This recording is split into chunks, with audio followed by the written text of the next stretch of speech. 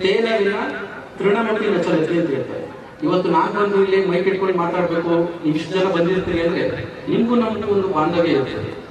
ಇವತ್ತು ಯಾರು ಇಲ್ಲಿ ಬರ್ಬೇಕಿತ್ತು ಅವರು ಬಂದಿಲ್ಲ ಅಂತ ಹೇಳಿದ್ರೆ ಅವ್ರಿಗೂ ನಮ್ಗೂ ಬಾಂಧವ್ಯ ಇರಲ್ಲ. ಇದು ಒಂದು ಪ್ರಕೃತಿ ನಿಯಮ ಇದೆ. ಅದೇ ರೀತಿಯಲ್ಲಿ ಎಲ್ಲಾ ಪೇರೆಂಟ್ಸ್ಗಳಿಗೂ ಅಷ್ಟೇ ನಿಮ್ಮ ಮುದ್ದು ಮಕ್ಕಳುಗಳು ಏನಿದ್ದಾರೆ ಅವರು ನಿಮ್ಮ ಪೂರ್ವಜನ್ಮದ ಪುಣ್ಯದ ಫಲವಾಗಿರೋದ್ರಿಂದ ನೀವೆಲ್ಲ ಇವತ್ತು ಏನು ಅವರಿಗೆ ಒಳ್ಳೆಯ ರೀತಿಯಲ್ಲಿ ಬೆಳೆಸ್ತಾ ಇದ್ದೀರಾ. ನಿಮಗೂ ಸಹ ಒಂದು ಮುಂದೆ ಇಂಥ ಮಗ ನಮಗೆ ಹುಟ್ಟಿದ್ದಕ್ಕೆ, ಇಂಥ ಮಗಳು ನಮಗೆ ಹುಟ್ಟಿರೋದಕ್ಕೆ ಬಹಳ ಖುಷಿಯಾಗಿದೆ, ಹೆಮ್ಮೆಯಾಗಿದೆ ಅಂತ ನಿಮಗೂ ಅನಿಸ್ತದೆ. ಆ ರೀತಿಯಲ್ಲಿ ಮಕ್ಕಳು ಬೆಳೀಲಿ. ಒಬ್ಬ ಸಾಮಾನ್ಯ ಹಳ್ಳಿ ಹುಡುಗ ಇಟ್ಕೊಂಡು ನಾನು ಇವತ್ತು IAS ಆಗ್ತಕ್ಕಂಥ ಮಟ್ಟಕ್ಕೆ ಬಂದಿದ್ದೀನಿ ಅಂತ ಹೇಳಿದ್ರೆ ಅದು ಸಹ ಒಂದು ದೈವ ಪ್ರೇರಣೆ ಇರ್ಬೋದು, ಒಂದು ಪ್ರಕೃತಿಯ ನಿಯಮ ಇರ್ತದೆ. ನನಗೆ ಹೇಗೆ ದೇವರು ಕರುಣೆ ತೋರಿಸಿದ್ದಾರೆ, ನನಗಿಂತ ಹೆಚ್ಚಿನ ರೀತಿಯಲ್ಲಿ ನಿಮಗೆ ದೇವರ ಆಶೀರ್ವಾದ, ನಿಮ್ಮ ತಂದೆ ತಾಯಿಗಳ ಆಶೀರ್ವಾದ ಎಲ್ಲ ಸಿಕ್ಕಿ ನೀವೆಲ್ಲರೂ ಸಹ ನನಗಿಂತ ಉನ್ನತವಾದ ಮಟ್ಟಕ್ಕೆ ಬೆಳಿಬೇಕು. ನಾನು ಹೇಳೋದಿಷ್ಟೇ, IAS KAS ಇದು ದೊಡ್ಡದಲ್ಲ. ಅದನ್ನು ಮೀರಿದಂತಹ ಹಲವಾರು ಕ್ಷೇತ್ರಗಳಿವೆ. ಯಾವುದೇ ಕ್ಷೇತ್ರಕ್ಕೆ ಹೋಗಿ ಮಕ್ಕಳ, ಅದರಲ್ಲಿ ನಿಮ್ಮನ್ನ ನೀವು ತೊಡಗಿಸ್ಕೊಂಡು ಅದರಲ್ಲಿ ನೀವು ನಂಬರ್ 1 ಆದರೆ ಅದೇ ಸಾಧನೆ ಇದೆ. ಯಾವುದೇ ಒಂದು ಪತ್ರಿಕೋದ್ಯಮ ಇರ್ಬೋದು, ಒಂದು ರಾಜಕೀಯ ಕ್ಷೇತ್ರ ಇರ್ಬೋದು, ವೈದ್ಯಕೀಯ ಕ್ಷೇತ್ರ ಇರ್ಬೋದು, ಎಲ್ಲಾ ಕ್ಷೇತ್ರಗಳಲ್ಲೂ ಸಹ ನೀವು ನಂಬರ್ 1 ಆಗ್ಬೇಕಷ್ಟೇ. ಅಂದ್ರೆ ನಿಮ್ಮ ಸೇವೆ ಇಡೀ ಸಮಾಜಕ್ಕೆ ಬೆಳಕಾಗುತ್ತೆ ಅಂದ್ರೆ ಆಗ ನೀವು ನಂಬರ್ 1 ಆಗ್ಬೇಕು.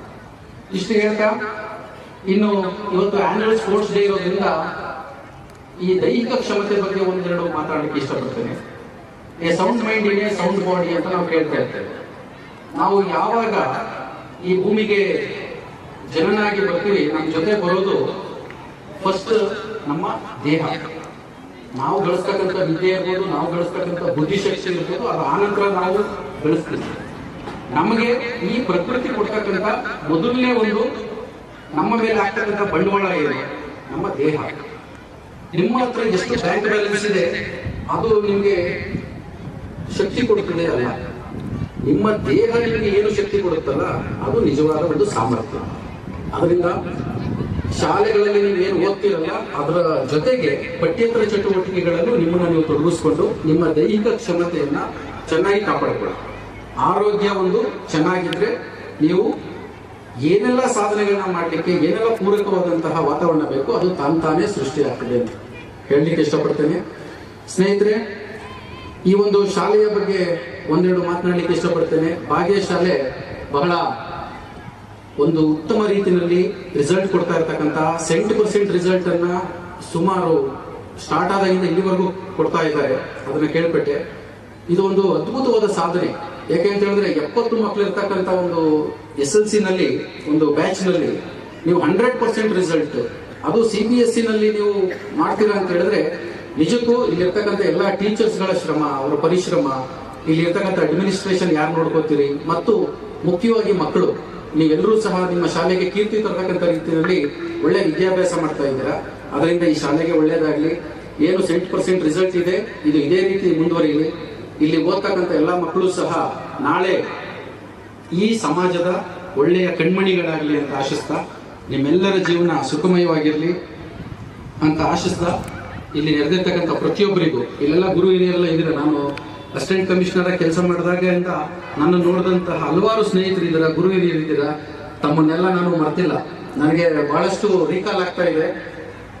ಎಲ್ಲ ಹಂಚ್ಕೋಬೇಕಂತ ಆಸೆ ಇದೆ. ಆದ್ರೆ ಬೋರಿಂಗ್ ಆಗುತ್ತೆ ಒಂದು. ಎರಡನೇದು ಮಕ್ಕಳು ಬಿಸಿಲಲ್ಲಿ ಒಣಗ್ತಾ ಇರ್ತಾರೆ, ಅದು ನನಗೆ ಬಹಳ ಇರುಸು ಮುರುಸಾಗ್ತದೆ. ಅದರಿಂದ ನಾನು ಅಸಿಸ್ಟೆಂಟ್ ಕಮಿಷನರ್ ಆದಾಗಿಂದ ಇಲ್ಲಿವರೆಗೆ ಸಕಲೇಶಪುರದ ಜನರು ನೀವು ತೋರಿಸಿರ್ತಕ್ಕಂಥ ಪ್ರೀತಿ ಇರ್ಬೋದು, ವಿಶ್ವಾಸ ಇರ್ಬೋದು, ನಾನು ಇವತ್ತು ಬಂದ್ರೂ ಸಹ ಅವತ್ತು ಹೇಗೆ ನನ್ನ ಬಗ್ಗೆ ಪ್ರೀತಿ ತೋರಿಸ್ತಾ ಇದ್ರೆ ಅಷ್ಟೇ ಪ್ರೀತಿ, ಅದ್ರ ಬಗ್ಗೆ ಅಭಿಮಾನ ಇಟ್ಕೊಂಡು ತಾವೆಲ್ಲ ಮಾತಾಡಿಸಿದ್ರಿ.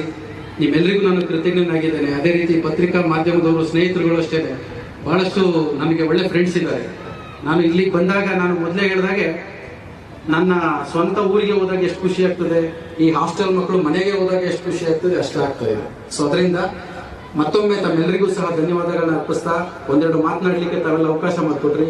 ಎಲ್ರಿಗೂ ಸಹ ಒಳ್ಳೆಯದಾಗಲಿ ಅಂತ ಆ ದೇವರಲ್ಲಿ ಕೇಳ್ಕೊತಾ ನನ್ನ ಮಾತುಗಳನ್ನ ಮುಗಿಸ್ತೇನೆ. ನಮಸ್ಕಾರ.